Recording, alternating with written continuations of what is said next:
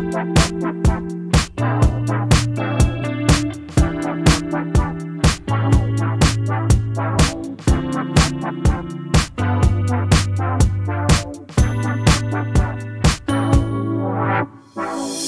up Tarlaqueños? It's me again, Alvin Bautista of Exploring Tarlac. For today's vlog guys, naimbitahan tayo ng Chapos Sizzling Diner dito sa Maya. Paniki branch sila. And kung gusto yung pumasyal dito guys, yung location niya dito sa Monte Square, CEC Building, Burgos Street, Barangay Poblacion Norte, Paniki, Tarlac. 2 to 3 minutes away from Paniki Plazuela. So malapit na malapit lang guys at hindi siya mahirap hanapin. Makikita nyo yung building ni Monte Square guys, nasa likod lang siya. Very homey nung mismong place nila. Siyempre, masarap mag-chill dito. And kung nag-crave kayo ng mga sizzlers and of course yung mga silog. And after nyo mag-dining guys, pwede kayo mag-chill dito. Open pala sila ng Monday to Sunday, 2 p.m. until 12 midnight. And every Friday, Saturday, and Sunday, meron silang live performances dito. Hi Tarlaqueños! Ako po si Missy from Chapos Sizzling Diner.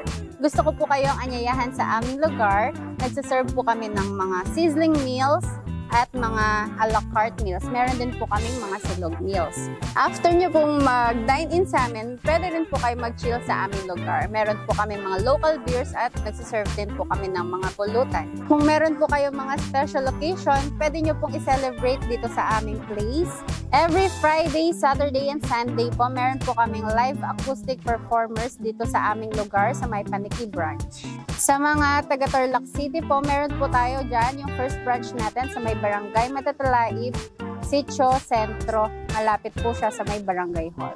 At yun po mga Tarlaqueños, gusto ko po kayo anyayahan dito sa aming lugar.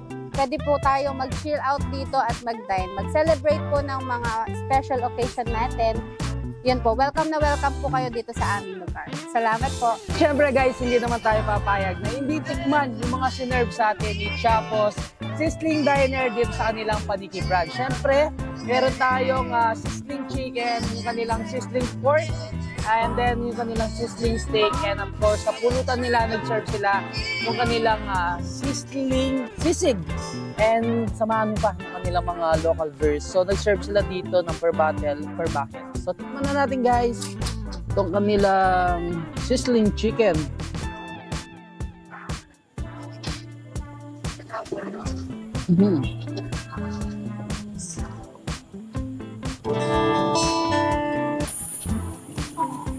Imagine guys, no, ganito kasarap yung foods tapos very affordable for yung price. So tinanong natin kanina kung how much ito kanilang sizzling chicken for only 129 pesos. Unlimited rice, unlimited gravy. And syempre may kasama na siyang vegetables na side dish niya.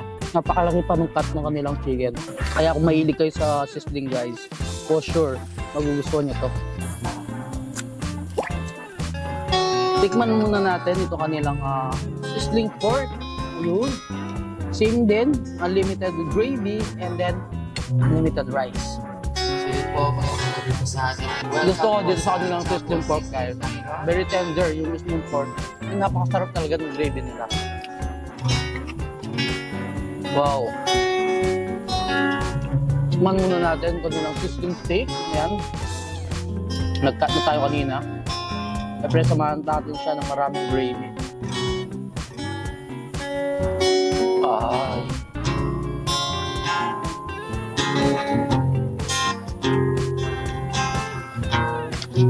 Nice. Sarap.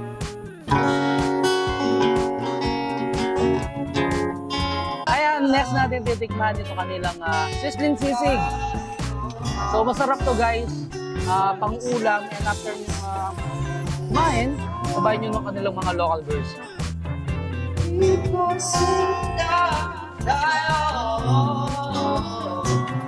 Imagine guys, napakasarap ng mga foods.